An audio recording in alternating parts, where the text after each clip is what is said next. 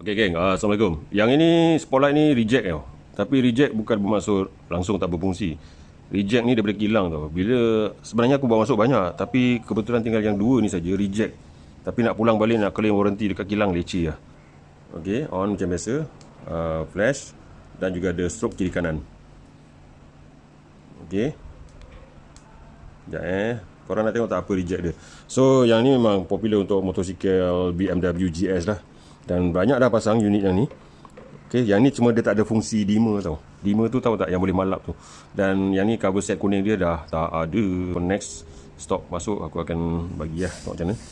So perasan tak apa reject dia? Mari kita tengok. Perasan tak? Okay. So perasan tak apa reject dia? Okay, kalau korang perasan bagus.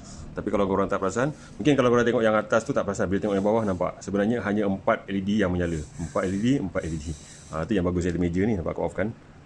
Okey, bermaksud kat sini yang 3 ni tak menyala. 3 ni tak menyala. Maknanya defect daripada kilang lah. Jadi tapi walaupun 4 menyala, itu pun dah cukup silau dah. Memang korang tak boleh tengok je. Kan? Nampak? Bila aku klik ni nampak. Okey. Nampak dia punya 4 LED. Tapi macam unik tau. Nampak unik tau. Tengoklah. Kalau korang rasa okey, aku nak jual murah-murah je.